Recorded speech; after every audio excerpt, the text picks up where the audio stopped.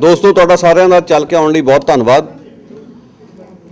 ਅੱਜ ਅਸੀਂ ਇੱਥੇ ਇਕੱਤਰ ਹੋਏ ਹਾਂ ਦੋ ਸ਼ਹੀਦਾਂ ਨੂੰ ਯਾਦ ਕਰਨ ਲਈ, ਭਾਈ ਮੇਵਾ ਸਿੰਘ ਤੇ ਭਾਈ ਕਰਤਾਰ ਸਿੰਘ ਸਰਾਭਾ। साल 2015 ਸਾਡੇ ਲਈ बहुत ही अहम है, बड़ा महत्वपूर्ण है। साल 2015 ਦੇ ਵਿੱਚ ਇਹ ਦੋ ਯੋਧੇ ਜਿਹੜੇ ਸਨ ਉਹ ਸ਼ਹੀਦ ਹੋਏ ਸੀ। 11 जनवरी 1915 ਨੂੰ ਭਾਈ ਮੇਵਾ ਸਿੰਘ ਸ਼ਹੀਦ ਹੋਏ, ਜਿਹੜੇ ਕੈਨੇਡਾ ਦੀ ਧਰਤੀ ਤੇ ਸ਼ਹੀਦ ਕੀਤੇ ਜਾਣ ਵਾਲੇ ਪਹਿਲੇ ਹਿੰਦੁਸਤਾਨੀ ਸਨ। ਔਰ 1915 ਦੇ ਵਿੱਚ ਹੀ 16 ਨਵੰਬਰ ਨੂੰ ਕਰਤਾਰ ਸਿੰਘ ਸਰਾਭਾ ਨੇ ਸ਼ਹੀਦੀ ਜਾਮ ਪੀਤਾ। ਦੋਨੇ ਗਦਰੀ ਸਨ, ਦੋਨਾਂ ਦੀ ਸੋਚ ਜਿਹੜੀ ਸੀ ਉਹ ਸੈਕੂਲਰਿਜ਼ਮ ਨੂੰ ਤੇ ਦੇਸ਼ ਦੀ ਆਜ਼ਾਦੀ ਲਈ ਪਰਨਾਈ ਹੋਈ ਸੀ। ਸੋ ਦੋਨਾਂ ਨੂੰ ਸਮਰਪਿਤ ਇੱਕ ਕੈਲੰਡਰ ਅਸੀਂ ਅੱਜ ਜਾਰੀ ਕਰਾਂਗੇ। ਔਰ ਮੈਨੂੰ ਬੜੀ ਖੁਸ਼ੀ ਹੈ कि रैडिकल देसी महक पंजाब की पीपल्स वॉइस की तरफों जोड़ा ये उपराला किया जा रहा है, उसनों थापी दी गई है स्पाइस रेडियो वालों। स्पाइस रेडियो का असीं धन्नवाद करना चाहुंदे इस मौके ते नाल ही दो संस्थावां जिहड़ियां जुड़ियां ने, फ्रेजर वैली पीस कौंसल ते शहीद भाई मेवा सिंह सोसाइटी, उन्होंने भी सहयोग दिता। सो उन्हां दी दोनां दी शताब्दी अगले साल होण करके कैलेंडर जिहड़ा है 215 का असीं उन्हां नूं समर्पित किया। वो उसकी घुण चुकाई अज होवेगी। और उन्हां विच जिहड़ियां दोने तस्वीरां ने, दोनों तस्वीरां जरनैल सिंह आर्टिस्ट ने तैयार कीतियां ने। सो कैलेंडर की थोड़ी जानकारी भी देनी चाहुंदा।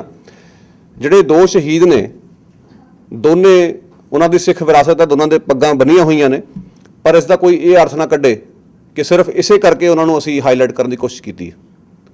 मैं गल इस करके कहण लई मजबूर हाँ कि अजिहियां ताकतां साडे आले दुआले घुमदियां फिरदियां ने, जिहड़ियां जान बुझ के उन्हां नूं सिख नायक दर्शाउण दी कोशिशां करदियां ने। और ये गल क्लैरीफाई करनी जरूरी है कि साडे वल्लों कोई अचेत या सुचेत तरीके नाल इहो जिहा संकेत ना जाए।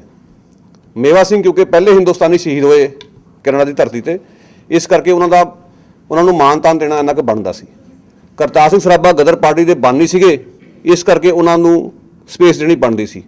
पर करतार सिंह सराभा जो शहीद होए वो कल्ले शहीद नहीं होए, उन्होंने नाल विष्णु गणेश पिंगले भी शहीद होए जिहड़े महाराष्ट्री सन। इस तरह भगत सिंह जो शहीद होए नाल राजगुरू सी। गदर पार्टी की यह सोच सी कि असी सैकूलर निज़ाम चाहुंदे हां। सो इस करके इन्हां दो नायकों की तस्वीरां जो कैलेंडर ते आउंदियां ने, इस तो असीं इनकार नहीं करते कि उन्होंने सिख विरासत हैरीटेज सी, पर साडे लिए ये कोई एड्डी उचेची चीज़ नहीं कि असीं उन्होंने हाईलाइट करने की कोई यतन कर रहे हैं। असीं चाहुंदे जिहड़ा उन्हां दा सैकूलर स्नेह है उस दे बारे बिल्कुल लोगों की राय क्लीयर होनी चाहिए। क्योंकि जिथे खालिस्तानी इत्थे उन्होंने सिख बना के पेश करने की कोशिश करते हैं, उत्थे अजकल भारतीय जनता पार्टी नूं भी जिहड़ा है भुलेखा पै गया कि शायद वो भी उन्होंने अनुयायी ने। पिछे जो राजा महेंद्र प्रताप का जन्मदिन भारतीय जनता पार्टी ने मनाने की कोशिश की और उसका विरोध होया। राजा महेंद्र प्रताप अफगानिस्तान दे विच जिहड़ी पहली जिला वतन सरकार बनी है उस दे आगू सी और गदरियां दे मित्र सी। भारतीय जनता पार्टी जिहड़ी हिंदू राष्ट्र बनाने के मनसूबे रखती है या खालिस्तानी जिहड़े सिख राष्ट्र बनाना चाहते हैं, इन्हां ताकतां दा गदरियां दे इतिहास ते कोई दावा नहीं और कोई ये भुलेखा ना पड़े। सो ये गल सानूं पहलां क्लीयर करनी पएगी। दोस्तों जिहड़ी अज की सभा है वो सिर्फ उन्होंने बाबिਆਂ ਦਾ मरसिया पढ़ने ਲਈ नहीं रखी गई कि असीं बाबिਆਂ ਨੂੰ याद किया, चाह पीती, पकौड़े खाधे, घर ਨੂੰ चले गए। गल यह कि जिहड़ा संघर्ष उन्होंने अपने समय 'ਚ ਵਿੱਢਿਆ वो अज भी प्रसंगक है। अज भी उस संघर्ष ਨੂੰ जारी रखने की लोड़ है। अज भी असीं वेख रहे हैं ना बराबरी वाला समाज है, फिरका परस्ती का बोलबाला है, बड़ा कुछ अजिहा हो रहा है जिहड़ा उन्हां दी सोच तो उल्ट है। सो उस दे खिलाफ सानूं पहरेदारी भी करनी पएगी। दसंबर का महीना बहुत ही एक इंपॉर्टेंट महीना। इस महीने कुछ इहो जिहियां घटनावां वापरियां जिन्हां दे उत्ते असीं गल करांगे। वखरे वखरे बुलारे आके अपने विचार पेश करनगे और गदर की जिहड़ी सोच है उस दे अनुकूल सारी गलबात की जाएगी। सब तो पहली गल है कि 6 दसंबर 1999 ਨੂੰ ਮੌਂਟਰੀਆਲ ਦੇ ਵਿੱਚ 14 औरतों ਨੂੰ बेरਹਿਮੀ ਨਾਲ कतल किया गया। एक अजिहे व्यक्ति वालों जिहड़ा औरतों ਨੂੰ अंतां दी नफरत करदा सी और उस दुखान की 25 वर्षगांठ चल रही है। इस तरीके नाल दसंबर के महीने ही भोपाल गैस कांड होया। भोपाल गैस कांड में गैस लीक हुई, अनेका लोग मरे। अज किवें कॉरपोरेट युग के लुट खड़सुट हो रही है, मजदूरों की हिफाजत का ख्याल नहीं रखा जा रहा, लोग अन्यायी मौतां मरदे ने, पाइपलाइनां का जाल विछाया जा रहा। इस मौके पर सानूं उस पर भी उंगल रखनी बनती है क्योंकि सारा कुछ गदरियां की सोच के अनुकूल है। जिहड़ी होर इंपॉर्टेंट गल 6 दसंबर बाबा भीमराव अंबेडकर की बरसी, जिहड़े भारतीय संविधान के रचनहारे सन और जिन्हां ने संविधान राही देश को सैकूलर बनाने की कोशिश की। अफसोस की गल ਉਹਨਾਂ ਦੀ ਸੋਚ ਦਾ ਸ਼ਰੇਆਮ ਕਤਲ ਹੋਇਆ 6 ਦਸੰਬਰ 1992 ਨੂੰ, ਜਦੋਂ ਬਾਬਰੀ ਮਸਜਿਦ ਢਹਿ ਢੇਰੀ ਕੀਤੀ ਗਈ। ਸੋ ਇਹ ਜਿਹੜੀਆਂ ਗੱਲਾਂ ਨੇ ਸਾਰੀਆਂ, ਇਸ ਦੇ ਉੱਤੇ ਸਾਨੂੰ ਵਿਚਾਰ ਕਰਨਾ ਪਏਗਾ ਕਿ ਕੀ ਸੱਚਮੁੱਚ ਅਸੀਂ ਸੈਕੂਲਰ ਸੋਚ ਨੂੰ ਲੈ ਕੇ ਅੱਗੇ ਤੁਰ ਰਹੇ ਹਾਂ ਜਾਂ ਸਾਡੀ ਵਚਨਬੱਧਤਾ ਜਿਹੜੀ ਹੈ ਸਿਰਫ ਟੋਕਨਿਸਟਿਕ ਲੈਵਲ ਦੇ ਉੱਤੇ ਸੀਮਤ ਹੈ। ਸੋ ਅੱਜ ਦੇ ਇਸ ਪ੍ਰੋਗਰਾਮ ਵਿੱਚ ਵੱਖਰੇ ਵੱਖਰੇ ਬੁਲਾਰੇ ਆਉਣਗੇ, ਆਪਣੀ ਰਾਏ ਦੇਣਗੇ। ਅਸੀਂ ਉਹਨਾਂ ਦੋਨਾਂ ਸ਼ਹੀਦਾਂ ਦੀ ਸ਼ਤਾਬਦੀ ਨੂੰ ਮਨਾਵਾਂਗੇ ਆਪਣੇ ਢੰਗ ਨਾਲ ਕੈਲੰਡਰ ਵੀ ਜਾਰੀ ਹੋਵੇਗਾ ਔਰ ਕੁਝ ਹੋਰ ਸਰਗਰਮੀਆਂ ਵੀ ਤੁਸੀਂ ਵੇਖਣ ਨੂੰ ਤੁਹਾਨੂੰ ਮਿਲਣਗੀਆਂ। ਜਿਹੜੇ ਬੁਲਾਰੇ ਨੇ ਉਹਨਾਂ ਦੀ ਜਾਣਕਾਰੀ ਦੇਣ ਤੋਂ ਪਹਿਲਾਂ ਜਾਂ ਜਿਹੜੇ ਪ੍ਰਧਾਨਗੀ ਮੰਡਲ ਦੇ ਜਿਹੜੇ ਮੈਂ ਚਾਹੁੰਦਾ ਲੋਕ ਆ ਕੇ ਬੈਠਣ, ਉਹਨਾਂ ਦੀ ਜਾਣਕਾਰੀ ਦੇਣ ਤੋਂ ਪਹਿਲਾਂ ਆਓ ਦੋਸਤੋ ਥੋੜ੍ਹੇ ਚਿਰ ਲਈ ਅਸੀਂ ਪਹਿਲਾਂ ਤਾਂ ਇਸ ਗੱਲ ਨੂੰ ਰਿਕੋਗਨਾਈਜ਼ ਕਰੀਏ ਕਿ ਆਹ ਜਿਹੜੀ ਧਰਤੀ ਹੈ ਇਹ ਇੱਥੋਂ ਦੇ ਮੂਲ ਵਾਸੀਆਂ ਦੀ ਧਰਤੀ ਹੈ। ਬਸਤੀਵਾਦੀਆਂ ਨੇ ਆ ਕੇ ਮੂਲ ਵਾਸੀਆਂ ਨੂੰ ਬੇਦਖਲ ਕੀਤਾ, ਇਸ ਧਰਤੀ 'ਤੇ ਕਬਜ਼ਾ ਕੀਤਾ। ਪਹਿਲਾਂ ਇਸ ਗੱਲ ਨੂੰ ਸਵੀਕਾਰ ਕਰੀਏ, ਕਿਉਂਕਿ ਬਸਤੀਵਾਦ ਦੇ ਖਿਲਾਫ ਲੜਾਈ ਦੀ ਜਿਹੜੀ ਅੱਜ ਵੀ ਉਨੀ ਕੀ ਅਹਿਮੀਅਤ ਹੈ। ਇਹ ਸਬਬ ਬੜਾ ਦਿਲਚਸਪ ਹੈ ਕਿ ਸਰਾਬੇ ਦਾ ਜਦੋਂ ਸ਼ਹੀਦੀ ਦਿਨ ਹੁੰਦਾ ਉਸ ਦਿਨ ਲੂਈ ਰਿਆਲ ਦਾ ਵੀ ਸ਼ਹੀਦੀ ਦਿਨ, ਜਿਹੜਾ ਇੱਥੋਂ ਦੇ ਮੂਲ ਵਾਸੀਆਂ ਦਾ ਆਗੂ ਸੀ। ਦੋਨੇ ਬਸਤੀਵਾਦ ਦੇ ਖਿਲਾਫ ਲੜੇ, ਵੱਖਰੇ ਵੱਖਰੇ ਸਮੇਂ 'ਤੇ ਸ਼ਹੀਦ ਹੋਏ, ਪਰ ਦੋਨਾਂ ਵਿੱਚ ਇੱਕ ਸਮਾਨਤਾ ਹੈ ਕਿ ਦੋਨਾਂ ਦੀ ਲੜਾਈ ਬਸਤੀਵਾਦ ਦੇ ਖਿਲਾਫ ਸੀ। ਕਿਉਂਕਿ 6 ਦਸੰਬਰ ਨੂੰ ਔਰਤਾਂ ਦੇ ਕਤਲ ਹੋਏ 25 ਸਾਲ ਹੋ ਗਏ ਨੇ ਔਰ ਭੋਪਾਲ ਗੈਸ ਕਾਂਡ ਹੋਇਆ 30 ਸਾਲ ਹੋ ਗਏ ਨੇ, ਅਨੇਕਾਂ ਲੋਕ ਜਾਨਾਂ ਗਵਾ ਚੁੱਕੇ ਨੇ। ਮੈਂ ਚਾਹਾਂਗਾ ਕਿ ਅਸੀਂ ਉਹਨਾਂ ਮ੍ਰਿਤਕਾਂ ਦੀ ਯਾਦ ਵਿੱਚ ਘੱਟੋ ਘੱਟ 1 ਮਿੰਟ ਦਾ ਮੌਨ ਰੱਖੀਏ, ਉਸ ਤੋਂ ਬਾਅਦ ਅਗਲੀ ਕਾਰਵਾਈ ਸ਼ੁਰੂ ਹੋਵੇਗੀ।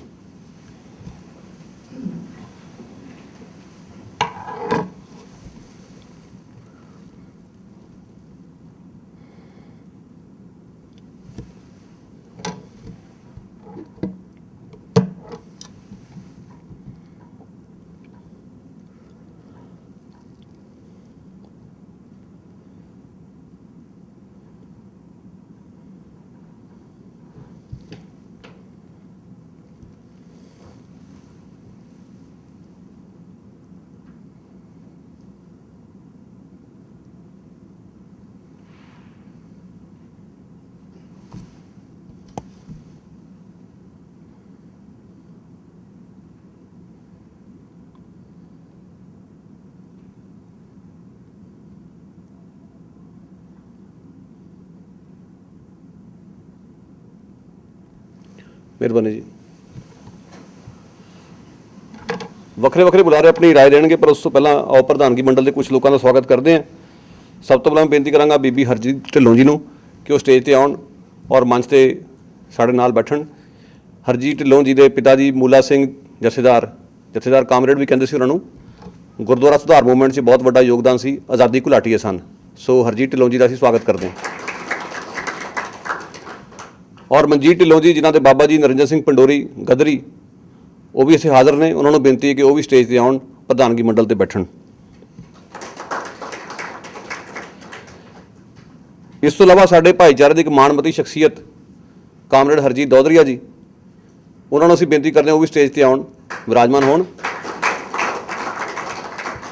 ਕਾਮਰੇਡ ਦੌਧਰੀਆ ਦਾ ਬਹੁਤ ਵੱਡਾ ਰੋਲ ਰਿਹਾ ਲੋਕਾਂ ਨੂੰ ਜਿਹੜੀ ਬਰਾਬਰੀ ਲਈ ਲੜਾਈ ਦੇ ਲਈ ਹੋਕਾ ਦੇਣ ਵਾਸਤੇ।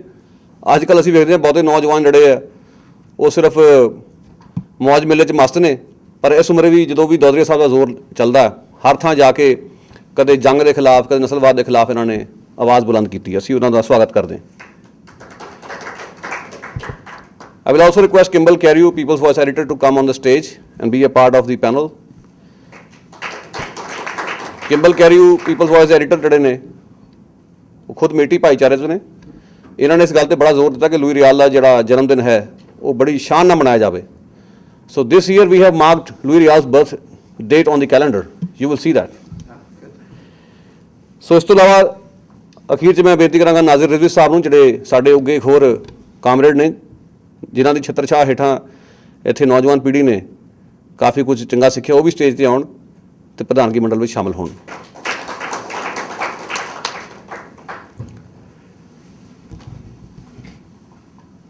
ਅੱਜ ਦੇ ਪ੍ਰੋਗਰਾਮ ਦੀ ਦੋਸਤੋ ਸ਼ੁਰੂਆਤ ਕਰਾਂਗੇ ਇੱਕ ਬੜੀ ਹੀ ਭਾਵਪੂਰਨ ਕਵਿਤਾ ਤੋਂ। ਗੱਲ ਇਹ ਹੈ ਕਿ ਗਦਰ ਪਾਰਟੀ ਦੇ ਵਿੱਚ ਇਸ ਗੱਲ ਲਈ ਹਮੇਸ਼ਾ ਜ਼ੋਰ ਦਿੱਤਾ ਗਿਆ ਕਿ ਕੋਈ ਨਸਲ ਦਾ, ਜ਼ਾਤ ਪਾਤ ਦਾ ਕੋਈ ਭਿੰਨ ਭੇਦ ਨਾ ਹੋਵੇ। ਮੰਗੂਰਾ ਮੰਗੂਵਾਲੀਆ ਦਲਿਤ ਭਾਈਚਾਰਾ ਜੁੜੇ ਹੋਏ ਉਹ ਵੀ ਇਸ ਲਹਿਰ ਵਿੱਚ ਸ਼ਾਮਲ ਸੀ। ਬਕਾਇਦਾ ਉਹਨਾਂ ਦੀ ਜਿਹੜੀ ਜਨਮ ਤਰੀਕ ਅਸੀਂ ਕੈਲੰਡਰ 'ਚ ਦਰਜ ਕੀਤੀ ਹੈ। ਸੋ ਗਦਰ ਦੀ ਸੋਚ ਨੂੰ ਅਪਣਾਉਂਦਿਆਂ ਭਗਤ ਸਿੰਘ ਨੇ ਵੀ ਇਸ ਗੱਲ 'ਤੇ ਜ਼ੋਰ ਦਿੱਤਾ ਕਿ ਜ਼ਾਤ ਪਾਤ ਨਾ ਹੋਵੇ, ਫਿਰਕਾ ਪ੍ਰਸਤੀ ਨਾ ਹੋਵੇ, ਜਦੋਂ ਜੇਲ੍ਹ ਵਿੱਚ ਸੀ ਉਸਨੇ ਇੱਛਾ ਜ਼ਾਹਰ ਕੀਤੀ ਕਿ ਜਿਹੜਾ ਜੇਲ੍ਹ ਵਿੱਚ ਸਫਾਈ ਕਰਮਚਾਰੀ ਆ ਉਹ ਮੈਨੂੰ ਆਪਣੇ ਹੱਥੀਂ ਰੋਟੀ ਖਵਾਏ। ਉਸ ਨੂੰ ਬੜੇ ਸਨੇਹ ਨਾਲ ਬੇਬੇ ਕਿਹਾ ਕਰਦਾ ਸੀ, ਜਿਸ ਦਾ ਮਤਲਬ ਹੈ ਮਾਤਾ। ਉਸ ਦਾ ਕਹਿਣਾ ਸੀ ਕਿ ਜਿਹੜੀ ਬੇਬੇ ਆ ਉਹ ਸਾਡਾ ਗੰਦ ਸਾਫ਼ ਕਰਦੀ ਫਿਰ ਵੀ ਭਿੱਟੀ ਨਹੀਂ ਜਾਂਦੀ, ਤਾਂ ਮੈਂ ਤੇਰੇ ਹੱਥੋਂ ਰੋਟੀ ਖਾਣੀ ਚਾਹੁੰਦਾ। ਖੈਰ ਹਾਲਾਤ ਇਸ ਤਰ੍ਹਾਂ ਸੀ ਕਿ ਉਹਨੂੰ ਨਹੀਂ ਇਸ ਨਸੀਬ ਹੋਇਆ, ਪਰ ਉਸ ਭਾਵਪੂਰਨ ਗੱਲ ਨੂੰ ਸਾਡੇ ਸਾਥੀ ਕਵੀ ਅੰਮ੍ਰਿਤ ਦੀਵਾਨਾ ਨੇ ਬੜੇ ਖੂਬਸੂਰਤ ਢੰਗ ਨਾਲ ਬਿਆਨ ਕੀਤਾ। ਅਸੀਂ ਚਾਹਾਂਗੇ ਕਿ ਉਹ ਸਟੇਜ 'ਤੇ ਆਉਣ, ਆਪਣੀ ਕਵਿਤਾ ਸਾਡੇ ਨਾਲ ਸਾਂਝੀ ਕਰਨ। ਉਸ ਤੋਂ ਬਾਅਦ ਅਸੀਂ ਬੁਲਾਰਿਆਂ ਦੇ ਵਿਚਾਰ ਸੁਣਾਂਗੇ। ਅੰਮ੍ਰਿਤ ਦੀਵਾਨਾ ਜੀ।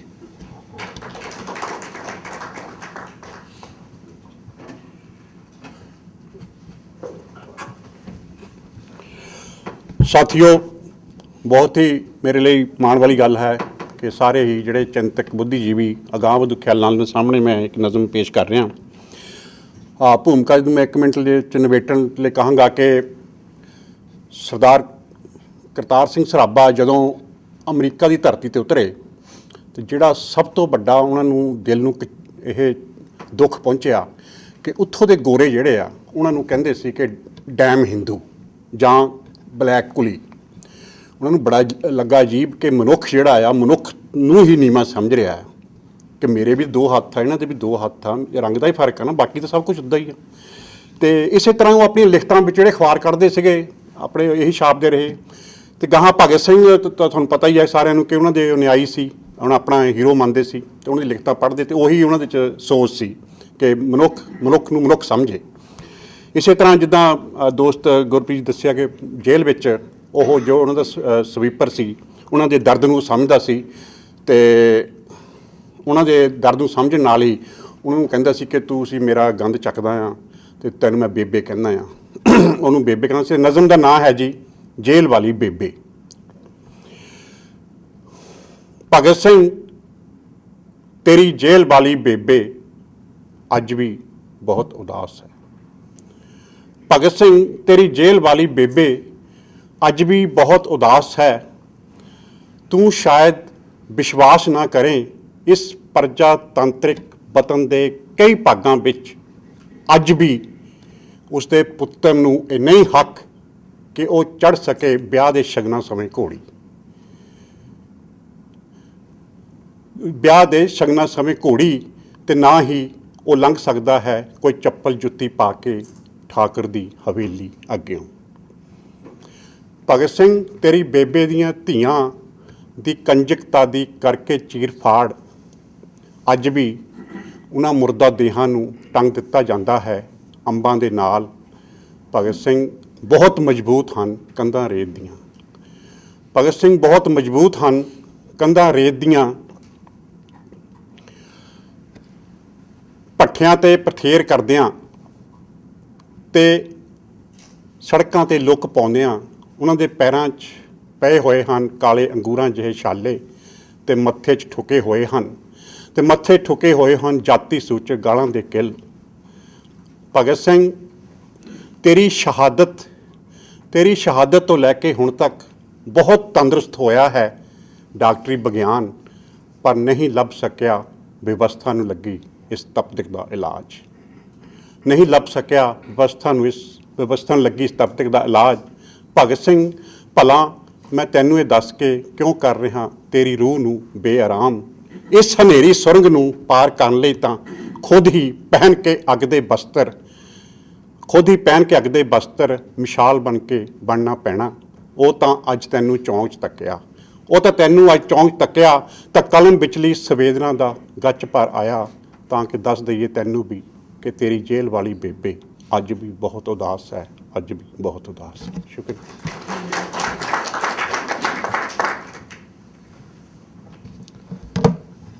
ਦੀਵਾਨਾ ਜੀ ਦਾ ਅਸੀਂ ਧੰਨਵਾਦ ਕਰਦੇ ਹਾਂ ਕਿ ਬੜੀ ਭਾਵਪੂਰਨ ਕਵਿਤਾ ਉਹਨਾਂ ਨੇ ਸੁਣਾਈ ਬੜੇ ਵਧੀਆ ਲਫ਼ਜ਼ਾਂ ਦੇ ਵਿੱਚ। ਅਗਲੇ ਸਾਡੇ ਬੁਲਾਰੇ ਨੇ ਦੋਸਤੋ, ਜਾਂ ਇਹ ਕਹਿ ਲਓ ਕਿ ਪਹਿਲੇ ਬੁਲਾਰੇ ਅਮਰਜੀਤ ਸੂਫੀ, ਜਿਹੜੇ ਕਿ ਗਦਰ ਦੇ ਇਤਿਹਾਸ ਨਾਲ ਵਾਕਫੀਅਤ ਰੱਖਦੇ ਨੇ। ਮੈਡਮ ਕਾਮਾ 'ਤੇ ਵੀ ਉਹਨਾਂ ਨੇ ਕਾਫੀ ਕੁਝ ਲਿਖਿਆ, ਭਗਤ ਸਿੰਘ ਦੀ ਨਾਸਤਿਕਤਾ 'ਤੇ ਵੀ ਬੜਾ ਕੁਝ ਲਿਖਿਆ। ਅਸੀਂ ਚਾਹਾਂਗੇ ਕਿ ਆਉਣ ਔਰ ਮੇਵਾ ਸਿੰਘ ਤੇ ਸਰਾਭਾ ਦੀ ਜਿਹੜੀ ਸ਼ਹਾਦਤ ਬਾਰੇ ਚਾਨਣਾ ਪਾਉਣ ਔਰ ਨਾਲ ਹੀ ਉਹਨਾਂ ਦੀ ਸ਼ਹਾਦਤਾਂ ਦੀ ਅੱਜ ਦੀ ਪ੍ਰਸੰਗਿਕਤਾ ਬਾਰੇ ਜ਼ਰੂਰ 2 ਸ਼ਬਦ ਕਹਿਣ। ਸੂਫੀ ਸਾਹਿਬ।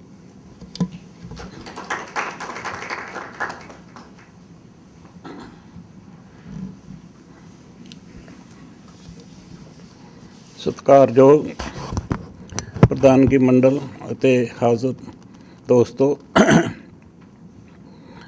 ਅੱਜ ਅਸੀਂ ਦੋ ਮਹਾਨ ਸ਼ਹੀਦਾਂ ਦੀ ਯਾਦ ਵਿੱਚ ਤੇ ਉਹਨਾਂ ਦੀ ਵਿਚਾਰਧਾਰਾ ਦੇ ਨੂੰ ਧਿਆਨ 'ਚ ਰੱਖਦੇ ਹੋਏ ਇੱਥੇ ਉਹਨਾਂ ਦੇ ਵਿਚਾਰਾਂ ਨੂੰ ਆਪਣੇ ਜੀਵਨ ਦੇ ਵਿੱਚ ਤੇ ਆਪਣੇ ਆਲੇ ਦੁਆਲੇ ਕਿਸ ਤਰ੍ਹਾਂ ਅਮਲ 'ਚ ਆਉਂਦਾ ਹੈ ਉਸ ਬਾਰੇ ਕੁਝ ਗੱਲਾਂ ਕਰਨੀਆਂ ਚਾਹੁੰਦੇ ਆ। ਸਾਡੇ ਗਦਰ ਪਾਰਟੀ ਸਾਡੇ ਦੇਸ਼ ਦੇ ਵਿੱਚ ਤੇ ਬਾਹਰ ਵਸਦੇ ਸਾਡੇ ਲੋਕਾਂ ਦੇ ਵਿੱਚ ਇੱਕ ਅਜਿਹੀ ਪਾਰਟੀ ਸੀ ਜਿਸ ਨੇ ਸਾਡੇ ਲੋਕਾਂ ਨੂੰ ਸੁਤੰਤਰਤਾ ਦਾ ਉਹ ਰਾਹ ਦਿਖਾਇਆ ਜਿਸ ਰਾਹ 'ਤੇ ਚੱਲ ਕੇ ਹਿੰਦੁਸਤਾਨ ਆਪਣੇ ਲੋਕਾਂ ਦੇ ਵਿੱਚ ਬਰਾਬਰਤਾ, ਏਕਤਾ ਤੇ ਭਾਈਚਾਰਕ ਸਾਂਝਾ ਕਾਇਮ ਕਰ ਸਕੇ। ਪਰ ਹੋਇਆ ਇਸ ਦੇ ਉਲਟ ਇਹ ਕਿ ਅੱਜ ਅਸੀਂ ਕੀ ਦੇਖ ਰਹੇ ਹਾਂ, ਜਿਹੜਾ ਗਦਰ ਪਾਰਟੀ ਦਾ ਸੰਵਿਧਾਨ ਸੀ ਜਿਸ ਦੇ ਵਿੱਚ ਇਹ ਦਰਜ ਸੀ ਕਿ ਇਹਦੇ ਵਿੱਚ ਜਿਹੜਾ ਵੀ ਮੈਂਬਰ ਬਣੇ ਉਹ ਕਿਸੇ ਨੂੰ ਵੀ ਕੋਈ ਅਧਿਕਾਰ ਨਹੀਂ ਕਿ ਉਹ ਧਰਮ ਬਾਰੇ ਗੱਲ ਕਰੇ, ਚਰਚਾ ਕਰੇ, ਕੋਈ ਕਿਸ ਤਰ੍ਹਾਂ ਦਾ ਖਾਣਾ ਖਾਵੇ, ਕੋਈ ਝਟਕਾ ਖਾਵੇ, ਕੋਈ ਹਲਾਲ ਖਾਵੇ, ਉਹਨਾਂ ਦਾ ਸਪਸ਼ਟ ਕਰਕੇ ਲਿਖਿਆ ਹੋਇਆ ਸੀ। ਖਾਣ ਪੀਣ ਦੇ ਉੱਤੇ ਕੋਈ ਨਹੀਂ। ਸੋ ਇਸ ਤਰ੍ਹਾਂ ਮਤਲਬ ਉਹਨਾਂ ਨੇ ਮੁੱਢ ਤੋਂ ਲੈ ਕੇ ਸੈਕੂਲਰ ਵਿਚਾਰਧਾਰਾ ਨੂੰ ਧਿਆਨ 'ਚ ਰੱਖਦੇ ਹੋਏ ਇਸ ਆਪਣੀ ਜਿਹੜੀ ਲਹਿਰ ਸੀ ਉਸ ਨੂੰ ਸ਼ੁਰੂ ਕੀਤਾ ਤੇ ਹਿੰਦੁਸਤਾਨ ਦੇ ਵਿੱਚ ਚਾਹਿਆ ਕਿ ਸੈਕੂਲਰ ਹਿੰਦੁਸਤਾਨ ਬਣੇ, ਜਿੱਥੇ ਕਿ ਜਾਤ ਪਾਤ, ਧਰਮ ਤੇ ਹੋਰ ਬਹੁਤ ਸਾਰੇ ਵਖਰੇਵੇਂ ਸੀ। ਉਹ ਨਹੀਂ ਚਾਹੁੰਦੇ ਸੀ ਕਿ ਇਹ ਉੱਥੇ ਰਹਿਣ, ਕਿਉਂਕਿ ਇਹਦੇ ਨਾਲ ਉੱਨਤੀ ਨਹੀਂ ਹੋ ਸਕਦੀ। ਈਵਨ ਮੈਡਮ ਕਾਮਾ ਨੇ ਵੀ ਆਪਣੇ ਉਸ ਸਮੇਂ ਦੇ ਵਿੱਚ ਜਦੋਂ ਉਹ ਗਦਰ ਲਹਿਰ ਦੀ 1857 ਦੇ ਗਦਰ ਦੀ 50ਵੀਂ ਵਰ੍ਹੇਗੰਢ ਮਨਾ ਰਹੇ ਸੀ, ਉਹਦੇ 'ਚ ਲਿਖਿਆ ਸੀ ਕਿ ਹਿੰਦੂ, ਮੁਸਲਮਾਨ, ਸਿੱਖ ਇਹਦਾ ਕੋਈ ਸਵਾਲ, ਕੋਈ ਵਿਤਕਰਾ ਨਹੀਂ ਹੋਣਾ ਚਾਹੀਦਾ ਤੇ ਅਸੀਂ ਸਾਰੇ ਹਿੰਦੁਸਤਾਨੀਆਂ ਦੀ ਆਜ਼ਾਦੀ ਲਈ ਅਸੀਂ ਲੜ ਰਹੇ ਹਾਂ। ਪਿਛਲੇ ਸਮੇਂ ਦੇ ਵਿੱਚ ਅਸੀਂ ਦੇਖਿਆ ਕਿ ਇਹ ਜਿਹੜੇ ਉਦੇਸ਼ ਸੀ ਉਹਨਾਂ ਦੇ ਉਹ ਕਿਸ ਤਰ੍ਹਾਂ ਤਿੱਤਰ ਬਿੱਤਰ ਹੋਏ ਨੇ। ਪਿਛਲੇ ਸਮੇਂ ਦੇ ਵਿੱਚ ਜਿਹੜਾ ਕੁਛ ਕਈ ਗੱਲਾਂ ਚੰਗੀਆਂ ਵੀ ਹੋਈਆਂ, ਕਿਉਂਕਿ ਸੰਘਰਸ਼ ਤੋਂ ਬਿਨਾਂ ਤਾਂ ਕੁਛ ਹੁੰਦਾ ਨਹੀਂ। ਇਹ ਜਿਹੜੇ ਉਦੇਸ਼ ਸੀਗੇ ਸੈਕੂਲਰਿਜ਼ਮ ਦੇ, ਇਹਦਾ ਮੇਨ ਮਕਸਦ ਇਹ ਸੀ ਲੋਕਾਂ ਦੀ ਆਰਥਿਕ, ਸਮਾਜਿਕ, ਸੱਭਿਆਚਾਰਕ ਤੌਰ 'ਤੇ ਮਜ਼ਬੂਤ ਕਰਨਾ ਤੇ ਉਹਨਾਂ ਨੂੰ ਵਿਕਸਿਤ ਕਰਨਾ।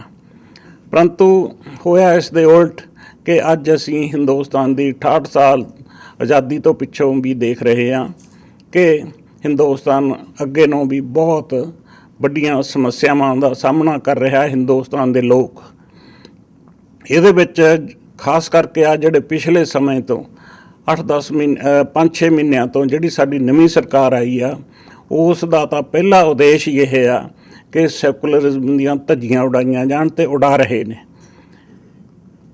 ਜਿਸ ਤਰ੍ਹਾਂ ਆਪਾਂ ਜਾਣਦੇ ਹਾਂ ਕਿ 1992 ਦੇ ਵਿੱਚ ਉਹਨਾਂ ਨੇ ਬਾਬਰੀ ਮਸਜਿਦ ਨੂੰ ਢਾਇਆ, ਰਾਮ ਮੰਦਰ ਉੱਥੇ ਬਣਾਉਣ ਦੇ ਉਪਰਾਲੇ ਕੀਤੇ ਜਿਹਦਾ ਕਿ ਕੋਈ ਉੱਥੇ ਖੁਰਾ ਖੋਜ ਵਾਲੀ ਗੱਲ ਨਹੀਂ ਸੀ। ਪਰ ਕਿਉਂਕਿ ਉਹ ਚਾਹੁੰਦੇ ਆ ਕਿ ਹਿੰਦੁਸਤਾਨ ਦੇ ਲੋਕ ਦੀ ਬਹੁਤ ਗਿਣਤੀ ਹੈ ਜਿਹੜੀ ਉਹ ਹਿੰਦੂ ਹੈ, ਇਸ ਕਰਕੇ ਉਹ ਇਹਦਾ ਸਮਰਥਨ ਕਰਨਗੇ। ਹੁਣ ਇਲੈਕਸ਼ਨਾਂ ਦੇ ਵਿੱਚ ਉੱਥੇ ਭਾਜਪਾ ਦੀ ਸਰਕਾਰ, ਬਹੁਤ ਗਿਣਤੀ ਸਰਕਾਰ ਆਈ ਆ, ਉਹਨਾਂ ਨੇ ਹੁਣ ਪਿਛਲੇ 6 ਮਹੀਨਿਆਂ ਦੇ ਵਿੱਚ ਇੱਕ ਮੰਤਰੀ ਉਹਨਾਂ ਦਾ ਆਪਣੇ ਜਿਹੜਾ ਏਜੰਡਾ ਉਸ ਨੂੰ ਸਾਹਮਣੇ ਲਿਆ ਰਿਹਾ। ਉਹ ਏਜੰਡਾ ਕੀ ਆ?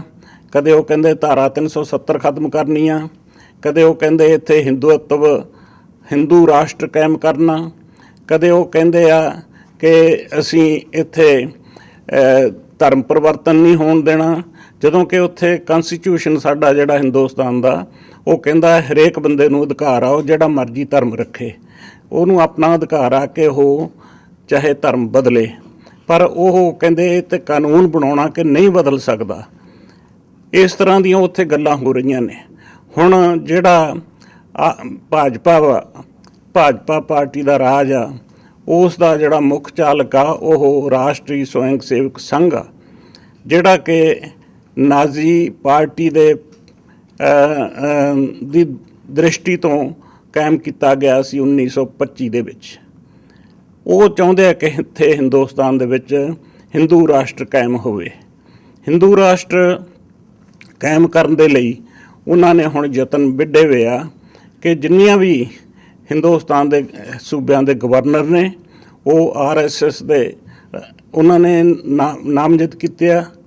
ਜਿਹੜੇ ਕਿ ਉੱਚੇ ਅਹੁਦੇ ਕੋਈ ਵੀ ਖਾਲੀ ਹੁੰਦਾ, ਜਿਵੇਂ ਕਿ ਪ੍ਰਸਾਰ ਆਪਣੇ ਦੂਰਦਰਸ਼ਨ ਆ ਜਾਂ ਹੋਰ ਆ, ਉਹਦਾ ਵੀ ਹੈੱਡ ਆ ਜਿਹੜਾ RSS ਦਾ ਬਣਾਇਆ। ਅਤੇ ਇਸੇ ਤਰ੍ਹਾਂ ਡਿਫੈਂਸ ਮਿਨਿਸਟਰ ਆ ਜਿਹੜਾ ਉਹ ਵੀ RSS ਦਾ। ਉਹਨਾਂ ਨੇ ਇਸ ਨੂੰ ਸ਼ੁਰੂ ਕੀਤਾ ਅਤੇ ਉਹਨਾਂ ਨੇ ਕਿਹਾ ਅਸੀਂ 1 ਕਰੋੜ ਬੰਦਾ ਅਸੀਂ ਇਹਦੇ 'ਚ ਭਰਤੀ ਕਰਨਾ ਇਹਨਾਂ ਸਾਲਾਂ 'ਚ।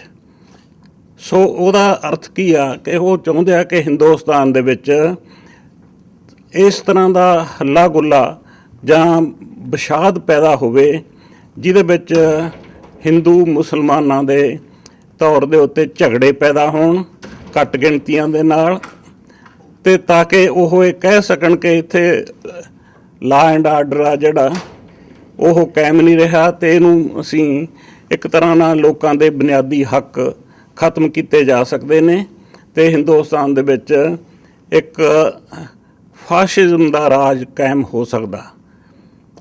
ਇਹ ਕੋਈ ਐਸੀ ਕਲਪਨਾ ਦੀ ਗੱਲ ਨਹੀਂ। ਸਾਡੇ ਉੱਥੇ ਦੀਂਦੀਆਂ, ਜੇ ਅੱਜ ਦਾ ਅਖਬਾਰ ਵੀ ਪੜ੍ਹ ਕੇ ਦੇਖੋ, ਹਿੰਦੂ ਅਖਬਾਰ, ਉਸ ਨੇ ਸਪਸ਼ਟ ਇਹ ਗੱਲ ਲਿਖੀ ਆ ਕਿ ਹਿੰਦੁਸਤਾਨ ਨੂੰ ਫਾਸ਼ਿਜ਼ਮ ਤੋਂ ਖਤਰਾ ਵਾ ਅਤੇ ਉਹ ਪੈਰੋ ਪੈਰ ਇਸ ਪਾਸੇ ਵੱਲ ਨੂੰ ਵੱਧ ਰਹੇ ਨੇ।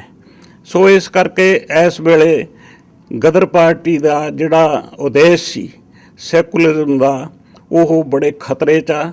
ਪਰ ਇਸ ਨੂੰ ਰੋਕਣ ਦੇ ਲਈ ਹਿੰਦੁਸਤਾਨ ਦੇ ਲੋਕਾਂ ਨੂੰ ਕਰਨਾ ਤਾਂ ਉਹਨਾਂ ਨੇ ਆ। ਅਸੀਂ ਇੱਥੇ ਬੈਠੇ ਤਾਂ ਸਿਰਫ ਇੱਕ ਸ਼ੁਭ ਚਿੰਤਕ ਦੇ ਤੌਰ 'ਤੇ ਇਹਨੂੰ ਵਿਚਾਰ ਸਕਦੇ ਹਾਂ ਅਤੇ ਅਸੀਂ ਆਪਣਾ ਜਿੰਨਾ ਕੁ ਬਣਦਾ ਰੋਲ ਆ ਉਹ ਅਦਾ ਕਰ ਸਕਦੇ ਹਾਂ।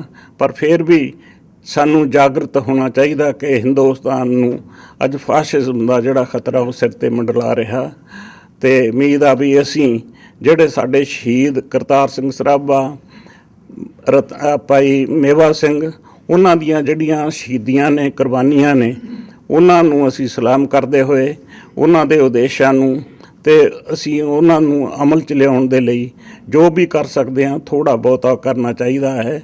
ਧੰਨਵਾਦ।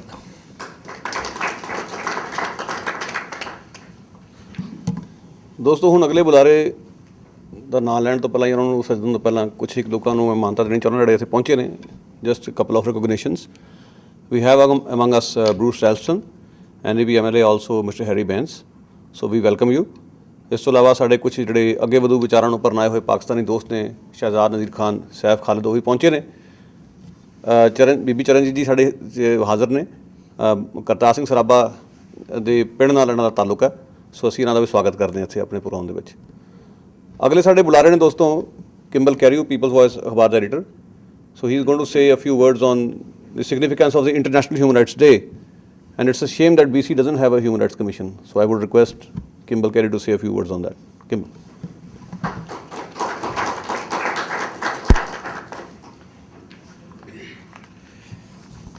Thank you very much, Gurpreet. Thanks to all who've come to attend here today. I also want to thank the people whose land we are celebrating this occasion on, the Musqueam, the Tsleil-Waututh, Musqueam, Squamish peoples. We're on their unceded coastal territories, and we give them thanks for being able to meet here. It's said that those that forget their history are doomed to repeat it, and certainly that's the case with human rights issues in our world. This is a struggle that goes back a long ways and in many different forms, and here in Canada we have a terrible history of racism and colonialism and the impact that had on the peoples who faced genocide when the Europeans came, and later generations of immigrants. And there were also struggles to push that back, not only here but on a global scale. International Human Rights Day is celebrated on December the 10th. We're a couple of days after that. This is a date that marks the anniversary of when the United Nations adopted the Universal Declaration of Human Rights a couple of years after the Second World War. A document that was authored by a Canadian professor whose name escapes me at the moment, but it's interesting that just like India has Dr. Ambedkar, Canada has also made certain contributions in terms of the advance of human rights. The UN Declaration was particularly significant, coming as it did after the defeat of fascism in the Second World War, the defeat of the most virulent reactionary ideology that humanity has ever known. And it was a document that had a very wide-ranging view of what human rights are, not something narrow, not just a matter of one individual contesting the rights of another individual, but it took a broad social view that human rights have to include the right to a place to live, the right to work, the right to organize trade unions, the right to express your ideas, whether it be religious or political or any other set of ideas, that all of these rights have to be considered part of the concept of human rights. And it was a period of time when the whole understanding of what human rights were was expanding. And today we live in a world that's rather different, where the idea of human rights is constantly being pushed back and narrowed down and shrunk, virtually to the point where it seems for governments in our country and some other countries, the only human right is the right to make a profit. And if you dare to interfere with the right of a corporation to make a profit, somehow you're violating the rights of those shareholders, and you must be made to pay for it. And if you speak out against those corporations and what they are doing, such as the people on Burnaby Mountain, for example, then you should be arrested. And in the eyes of the Harper government, you should be treated as some kind of potential terrorist. And heaven forbid you should speak out on more than one issue, because that makes you a potential multi-issue terrorist. You know, we're going in a very dangerous direction in this country. And as I said, we've seen it coming for quite a while. The elimination of the BC Human Rights Commission back in 2002 was one example of that. They left the tribunal, but they took away the commission, which had the responsibility for doing education on human rights issues, presenting it in a broader fashion than simply a dispute between individuals. And it was removed because it was supposedly red tape, a duplication of services, and so on and so forth. We need to have that commission restored. I don't know when that will happen in this province, but certainly we need to have a government that would take that matter seriously and make the whole question of human rights a very real and living one for all of us, instead of simply a matter for a few court cases before a tribunal. But in our world today, we have a lot of other examples, some very nasty examples of the direction that, that things are going. We have a government in this country which seems to have come to the conclusion that the Second World War, which I referred to, ended the wrong way. This is a government, along with the United States, which recently voted in the United Nations against a resolution to urge campaigns against the glorification of Nazism and fascism. There are only 3 countries in the world that voted against that resolution. There's a number of European countries abstained. Now, why is it that we have a government that will not stand up and say fascism and Nazism should be condemned and fought? Well, I think it's because we have a government which is loaded with fascists and Nazis. Some of them are very quiet about it, but they're doing all sorts of things that indicate, they are not interested in protecting human rights. They're not interested in protecting human beings. They're not interested in fighting against racism. They're not interested in treating people with dignity.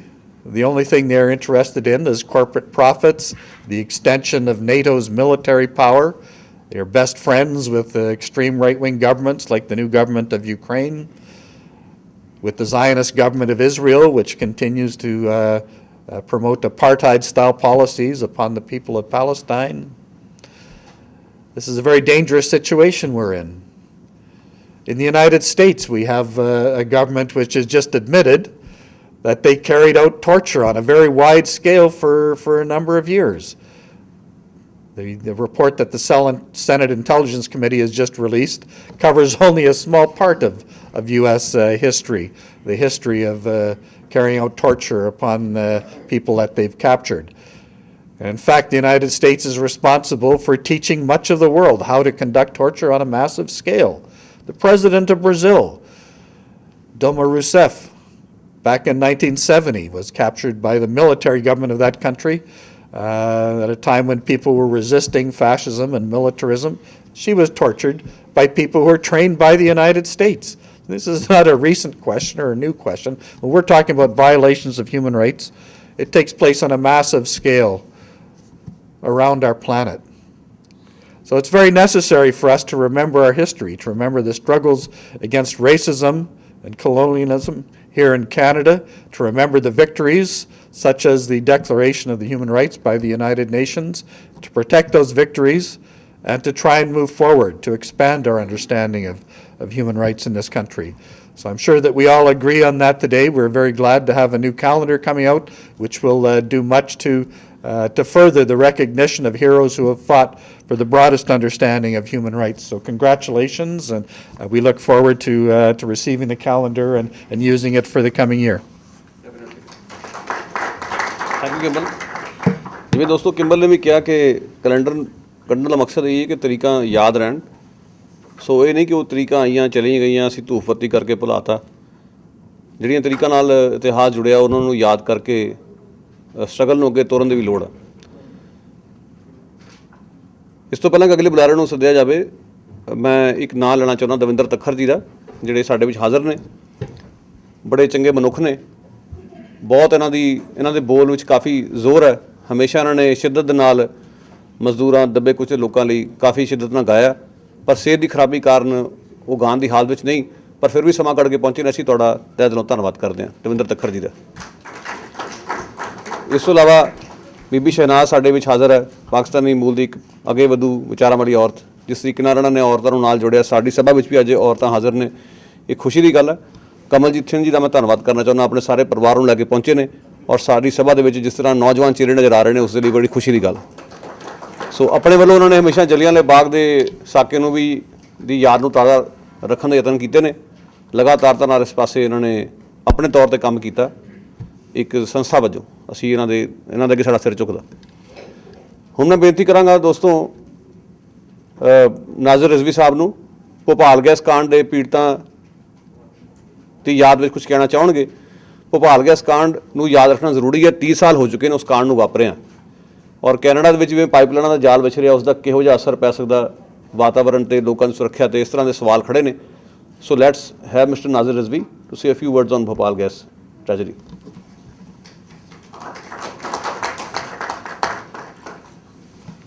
Thank you, Gurpreet.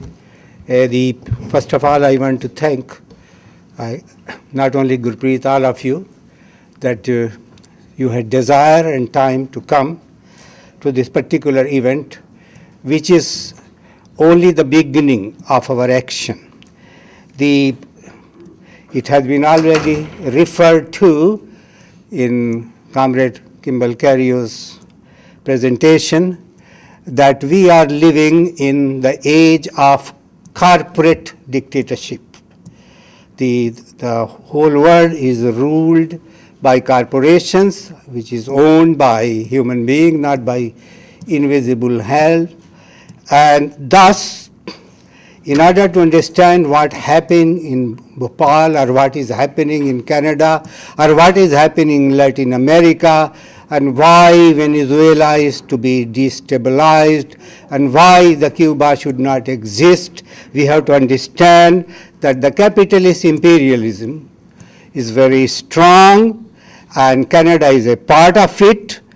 What happened in Bhopal, it did not happen only because corporation alone wanted it. It is because the national corporations of India, the present pro-fascist government of India and neoliberal government of India, they all came together and they allowed these corporations, and still they are going to do more to the innocent people killed, gassed, ill, sick, dying, and all these things are accepted because the idea of corporations and Bhopal is only one small example, is that the investment in India from the foreign capitalist countries, especially imperialist US and European Europe, is not to help the people,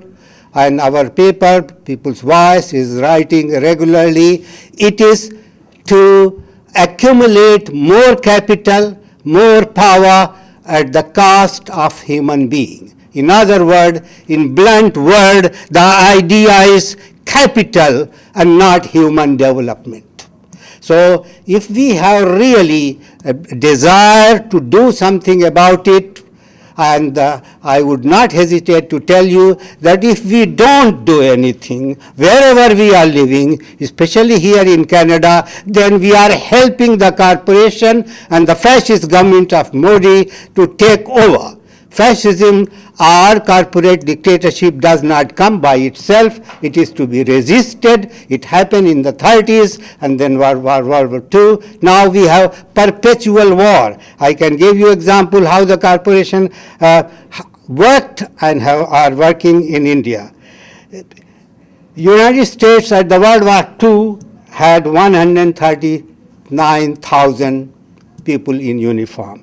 Today, US has 1.5 million people in uniform. It has 6,000 domestic military bases, including Canada, and it has 702 military bases in 130 countries. The corporate culture means what Obama says in US, that you have to respect our values. What are the values?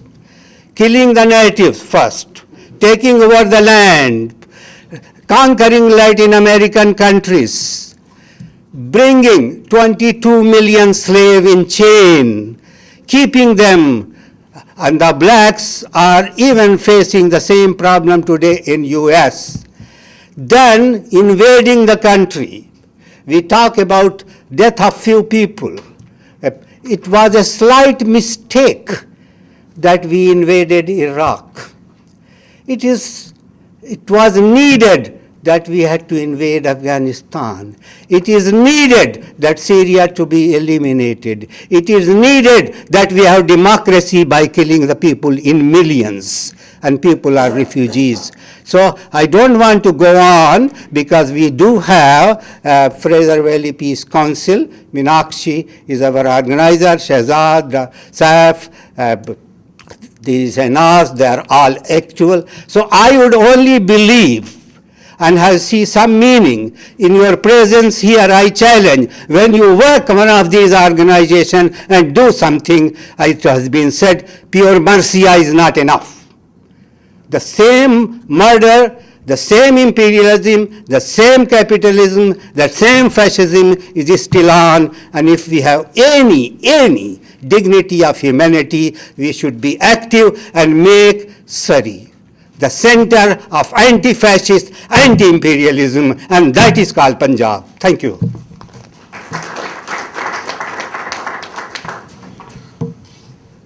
ਦੋਸਤੋ ਹੁਣ ਮੈਂ ਬੇਨਤੀ ਕਰਾਂਗਾ ਮੀਨਾਕਸ਼ੀ ਜੀ ਨੂੰ ਕਿ ਉਹ stage ਤੇ ਆਉਣ, ਔਰ ਕਿਉਂਕਿ 6 ਦਸੰਬਰ 1999 ਨੂੰ 14 ਔਰਤਾਂ ਨੂੰ ਕਤਲ ਕੀਤਾ ਗਿਆ ਸੀ, ਸੋ ਅੱਜ ਵੀ ਔਰਤਾਂ ਦੇ ਖਿਲਾਫ ਹਿੰਸਾ ਜਾਰੀ ਹੈ। ਔਰ ਕੈਨੇਡਾ ਦੇ ਵਿੱਚ ਤਾਂ ਅਸੀਂ ਵੇਖਦੇ ਹਾਂ ਕਿ ਮੂਲ ਵਾਸੀ ਔਰਤਾਂ ਦੇ ਖਿਲਾਫ ਢਾਂਚਾਗਤ ਢੰਗ ਨਾਲ ਹਿੰਸਾ ਜਾਰੀ ਹੈ। ਅਨੇਕਾਂ ਔਰਤਾਂ ਲਾਪਤਾ ਹੋਈਆਂ ਨੇ, ਕੋਈ ਥੌ ਪਤਾ ਨਹੀਂ। ਪ੍ਰਧਾਨ ਮੰਤਰੀ ਸਟੀਵਨ ਹਾਰਪਰ ਉੱਥੇ ਤਾਂ ਕਹਿ ਰਹੇ ਨੇ ਕਿ ਬੋਕੋ ਹਰਾਮ ਦੀ ਚੁੰਗਲ 'ਚੋਂ ਔਰਤਾਂ ਛੁਡਾਉਣ ਲਈ ਅਸੀਂ ਮਦਦ ਭੇਜਾਂਗੇ, ਪਰ ਇਹਨਾਂ ਔਰਤਾਂ ਬਾਰੇ ਕੋਈ ਨੈਸ਼ਨਲ ਇਨਕੁਆਇਰੀ ਕਰਾਉਣ ਲਈ ਤਿਆਰ ਨਹੀਂ। ਸੋ ਮੀਨਾਕਸ਼ੀ ਜੀ ਨੂੰ ਅਸੀਂ ਬੇਨਤੀ ਕਰਾਂਗੇ ਕਿ ਆਉਣ, ਦੋ ਸ਼ਬਦ ਕਹਿਣ ਇਸ ਬਾਰੇ 'ਚ। Thank you Gurpreet. ਸਭ ਤੋਂ ਪਹਿਲਾਂ ਤਾਂ ਮੈਂ ਫਰੇਜ਼ਰ ਵਾਲੀ ਪੀਸ ਕਾਉਂਸਲ ਵੱਲੋਂ ਤੁਹਾਡਾ ਇੱਥੇ ਆਉਣ ਦਾ ਸਾਰਿਆਂ ਦਾ ਧੰਨਵਾਦ ਕਰਦੀ ਹਾਂ। ਥੈਂਕ ਯੂ ਕਿ ਤੁਸੀਂ ਆਪਣੇ ਸਕੈਜੂਅਲ 'ਚੋਂ, ਬਿਜ਼ੀ ਸਕੈਜੂਅਲ 'ਚੋਂ ਟਾਈਮ ਕੱਢਿਆ ਅਤੇ ਅੱਜ ਆਪਾਂ ਇੱਥੇ ਹਿਊਮਨ ਰਾਈਟਸ ਦਾ ਦਿਨ ਮਨਾਉਣ ਲਈ ਇਕੱਠੇ ਹੋਏ ਹਾਂ। ਜਿੱਦਾਂ ਸਾਨੂੰ ਪਤਾ ਹੀ ਆ, 1950 'ਚ 10 ਦਸੰਬਰ ਨੂੰ UN ਨੇ ਸ਼ੁਰੂ ਕੀਤਾ ਸੀ ਹਿਊਮਨ ਰਾਈਟਸ ਦਾ ਦਿਨ, ਅਤੇ ਇਸ ਸਾਲ ਦਾ ਜਿਹੜਾ ਸਲੋਗਨ ਹੈ ਉਹ ਹੈਗਾ ਹਿਊਮਨ ਰਾਈਟਸ 365। ਪਰ ਸਾਨੂੰ ਇਹ ਵੀ ਪਤਾ ਕਿ 365 'ਚੋਂ ਇੱਕ ਵੀ ਦਿਨ ਇਹੋ ਜਿਹਾ ਨਹੀਂ ਹੈਗਾ ਕਿ ਜਿੱਥੇ ਜਾਤ ਦੇ, ਧਰਮ ਦੇ, ਬਲੀਫਸ ਦੇ, ਅਤੇ ਈਵਨ ਕਿ ਰੰਗ ਦੇ ਆਧਾਰ 'ਤੇ ਸਾਡੇ ਨਾਲ ਭੇਦਭਾਵ ਨਾ ਹੁੰਦਾ ਹੋਵੇ, ਜਿਹੜਾ ਮਨੁੱਖੀ ਹੱਕਾਂ ਦਾ ਘਾਣ ਨਾ ਹੁੰਦਾ ਹੋਵੇ। ਅਤੇ ਹੈਰਾਨੀ ਦੀ ਗੱਲ ਤਾਂ ਇਹ ਵਾ ਕਿ ਸਾਡਾ ਸਾਰਾ ਸੋਸ਼ਲ ਪੋਲੀਟੀਕਲ ਰਿਲੀਜੀਅਸ ਤੇ ਇੱਥੋਂ ਤੱਕ ਕਿ ਕਲਚਰਲ ਸਿਸਟਮ ਨਾ ਕਿ ਇਹਨੂੰ ਸਿਰਫ ਸਵੀਕਾਰ ਕਰਦਾ ਬਲਕਿ ਇਹਨੂੰ ਸਪੋਰਟ ਕਰਦਾ। ਦੂਜੀ ਮੈਂ ਇਹ ਵੀ ਕਹਿਣਾ ਚਾਹਾਂਗੀ, ਜਿਹੜਾ 6 ਦਸੰਬਰ 1989 ਦੇ ਵਿੱਚ 14 ਮੌਂਟਰੀਅਲ ਯੂਨੀਵਰਸਿਟੀ ਦੀਆਂ ਕੁੜੀਆਂ ਜਿਹੜੀਆਂ ਇੰਜੀਨੀਅਰਿੰਗ ਦੀਆਂ ਸਟੂਡੈਂਟ ਸੀਗੀਆਂ, ਉਹਨਾਂ ਨੂੰ ਸਿਰਫ ਐਸ ਕਰਕੇ ਮਾਰ ਦਿੱਤਾ ਗਿਆ, ਜਿਹੜਾ ਮਾਰਕ ਲੈਪਿਨ ਸੀ, ਕਿਉਂਕਿ ਉਹ ਸਮਝਦਾ ਸੀਗਾ ਕਿ ਕਿਉਂਕਿ ਉਹ ਹੇਟ ਕਰਦਾ ਸੀ ਫੈਮਿਨਿਸਟਸ ਨੂੰ। ਉਹਨੇ ਕਿਹਾ ਸੀਗਾ ਕਿ ਆਈ ਹੇਟ ਫੈਮਿਨਿਸਟਸ, ਅਤੇ ਉਹਨੇ ਸਿਰਫ ਉਹਨਾਂ ਨੂੰ ਐਸੇ ਕਰਕੇ ਕਿ ਔਰਤਾਂ ਨੇ ਉਹਨਾਂ ਦੇ ਗੋਲੀਆਂ ਮਾਰ ਕੇ ਉਹ ਮਾਰ ਦਿੱਤਾ ਗਿਆ ਸੀਗਾ। ਉਹ ਕੋਈ ਸੋਸ਼ਲ ਕਤਲ ਥੋੜ੍ਹਾ ਸੀਗਾ, it was a political murder. ਤੁਸੀਂ ਇਹ ਦੇਖੋ ਕਿ ਸਾਡੇ ਜਿਹੜੇ ਦਿਮਾਗਾਂ ਦੇ ਵਿੱਚ ਉਹ ਕੁੱਟ-ਕੁੱਟ ਕੇ ਕਿੱਦਾਂ ਭਰਿਆ ਜਾਂਦਾ ਕਿ ਇੱਕ ਜੈਂਡਰ ਹੈ ਅਤੇ ਉਹਨੂੰ ਨਫ਼ਰਤ ਕਰੋ। ਐਕਸਟ੍ਰੀਮ ਜਿਹੜਾ ਹੈਗੀ ਐਗਜ਼ਾਮਪਲ ਆ ਉਹ ਨਫ਼ਰਤ ਦੀ, ਕਿ ਔਰਤਾਂ ਨੂੰ ਮਾਰ ਦਿਓ ਕਿਉਂਕਿ ਔਰਤਾਂ ਨੇ। ਅਤੇ ਅੱਜ ਵੀ ਇਹ ਹੋ ਰਿਹਾ।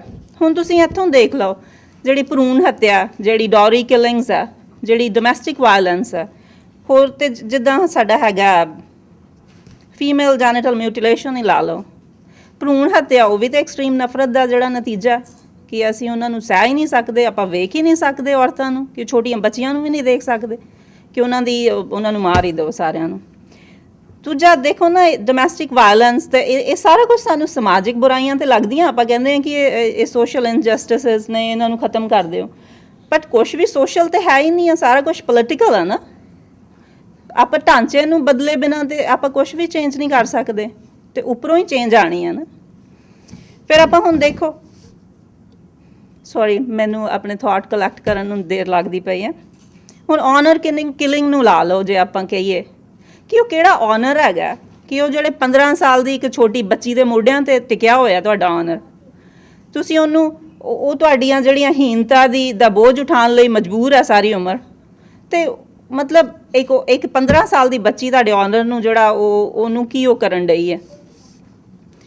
ਇੱਕ ਪੁਰਾਣੀ ਪੰਜਾਬੀ ਦੇ ਵਿੱਚ ਕਹਾਵਤ ਹੈ ਕਿ ਸੇਬ ਛੁਰੀ 'ਤੇ ਡਿੱਗੇ ਜੀ, ਅਤੇ ਜਾਂ ਛੁਰੀ ਸੇਬ 'ਤੇ, ਕੱਟਿਆ ਸੇਬ ਨਹੀਂ ਜਾਣਾ।